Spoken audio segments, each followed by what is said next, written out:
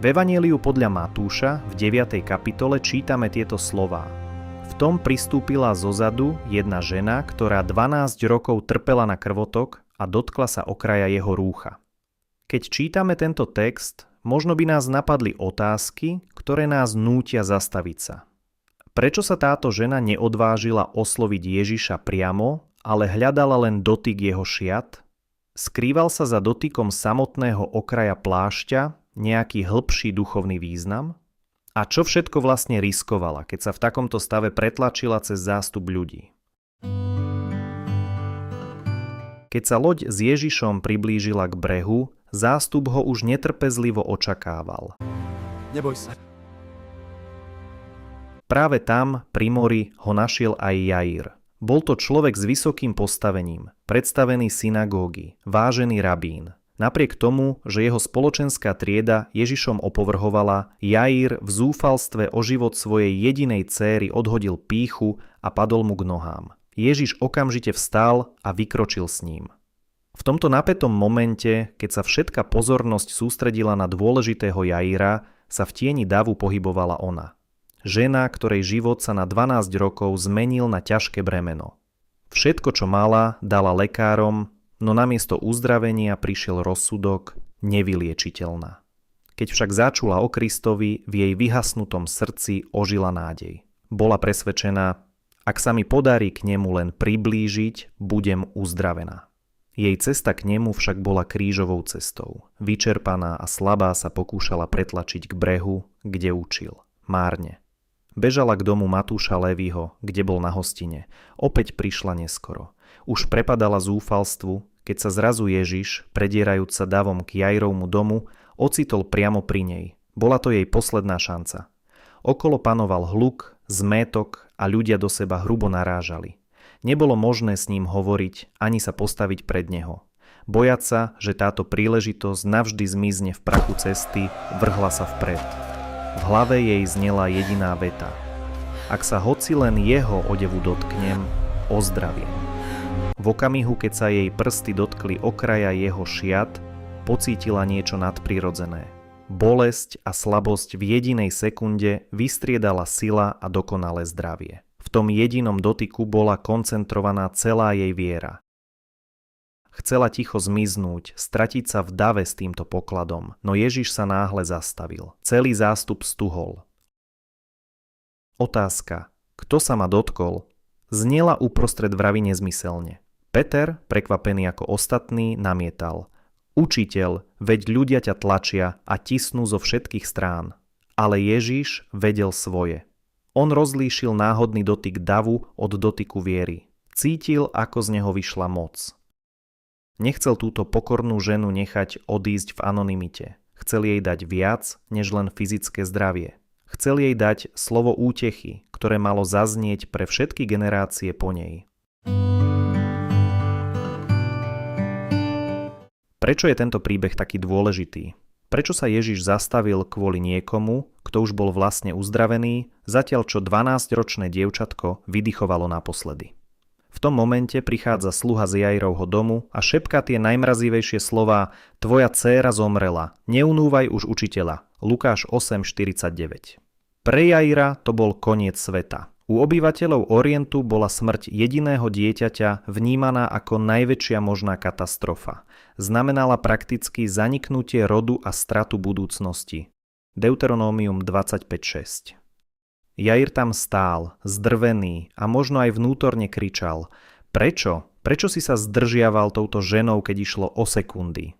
Čo bolo na tejto žene také dôležité, že Ježiš obetoval čas, ktorý mohol zachrániť Jairovo dievča? Odpoveď sa skrýva v tom, čoho sa žena dotkla. Na okrajoch svojho modlitebného plášťa, talitu, mal každý zbožný žid strapce, cicit. Ale pre Izrael malo slovo okraj alebo krídlo plášťa, kanaf, hlboký prorocký význam. Prorok Malachiáš predpovedal príchod Mesiáša týmito slovami. Vám však, čo sa bojíte môjho mena, vyjde slnko spravodlivosti, ktoré má na svojich krídlach, teda okrajoch plášťa, uzdravenie. Malachiáš 3.20/4.2. Táto žena nekonala zo zúfalej povery. Ona konala na základe písma. Verila, že ak je Ježiš skutočne slnko spravodlivosti, zasľúbený Mesiáš, potom jeho cicit, okraje jeho plášťa, musia prinášať uzdravenie. Prečo sa Ježiš zastavil? Ježiš sa nezastavil, aby ju zdržal. Zastavil sa, aby celému zástupu, vrátane zúfalého Jaira, ukázal niečo dôležité. Mnohí sa Ježiša dotýkali, tlačili ho, ale len jeden dotyk bol dotykom viery.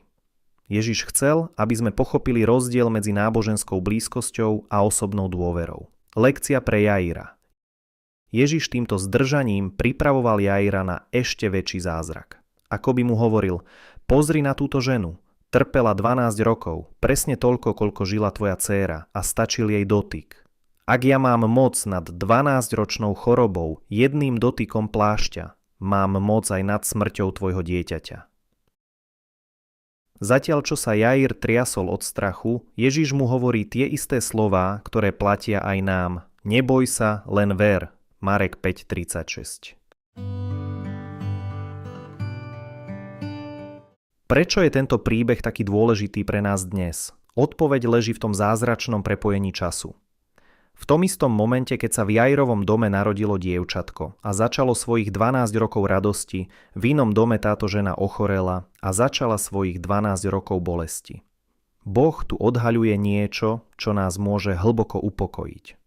On má pod kontrolou každý rok nášho života. Nič z toho, čím prechádzaš, či už je to 12 rokov úspechu alebo 12 rokov tichého trápenia, nie je mimo jeho dohľadu. On nie je len Bohom veľkých dejín. On je Bohom tvojich súkromných kalendárov. Možno si teraz povieš, bolo by to také ľahké, keby tu Ježiš kráčal dnes, keby som mohol vidieť jeho tvár, alebo sa len rukou dotknúť látky jeho šiat. Ale pravda je taká, že hoci Ježiš už nechodí po prašných cestách Galilei, nikdy nám nebol bližšie, než práve teraz. Písmo nám jasne hovorí, kde sa náš Spasiteľ nachádza a čo tam pre nás robí. Keďže teda máme vznešeného veľkňaza, ktorý prenikol nebesia, Ježiša, Božieho syna, držme sa pevne svojho vyznania. Veď nemáme veľkňaza, ktorý by nemohol cítiť s našimi slabosťami, veď bol podobne skúšaný vo všetkom, okrem hriechu. Hebrejom 4, 14 až 15. Dnes Ježiš pôsobí v nebeskej svätyni práve ako tento náš veľkňaz. Nie je tam však ako niekto vzdialený alebo zaneprázdnený riadením vesmíru. Práve naopak, to, že prenikol nebesia, znamená, že má prístup k Otcovi v tvojom mene a to, že cíti s našimi slabosťami, je zárukou, že tvoj dnešný tichý zápas mu nie je cudzí. Vidí ťa v tvojom zástupe, v tom dennom kolotoči povinností, v hluku sveta, aj v tvojich najosamelejších chvíľach. Vidí tvoju únavu, tvoje 12-ročné boje, aj tie sklamania, o ktorých sa neodvážiš hovoriť nahlas. Presne tak, ako vtedy v zástupe rozpoznal tú jedinú trasúcu sa ruku, dnes rozpozná tvoje srdce, ktoré k nemu volá. On ťa počuje. Žena s krvotokom nepovedala ani slovo a predsa ju Ježiš počul. Počul hlas jej viery. On nepotrebuje tvoje kvetnaté modlitby ani perfektný prednes. Počuje tvoj tichý povzdych, tvoje Pane, pomôž mi a tvoju dôveru, že on je tvojou jedinou nádejou. Vieš, čo Ježiša počas jeho pobytu na zemi najviac dojímalo a tešilo? Neboli to dary ani veľké náboženské ceremónie. Bola to čistá, detská a odvážna viera. A tú istú radosť má z teba aj dnes. Keď sa uprostred svojich pochybností rozhodneš dôverovať jeho zasľúbeniam, keď sa natiahneš za ním v modlitbe, v nebeskej svätyni nastáva vzácny moment. Tvoj dotyk viery tam nezostane nepovšimnutý. Hoci je náš veľkňaz vo svätine, jeho srdce bije pre teba tu na zemi. On nezabudol, aké je to byť človekom. Nezabudol, aké je to cítiť slabosť. A dnes, rovnako ako vtedy na ceste k Jairovmu domu, sa chce zastaviť práve pri tebe, pozrieť sa ti do očí a povedať: neboj sa, tvoja viera ťa zachránila. Choď v pokoji.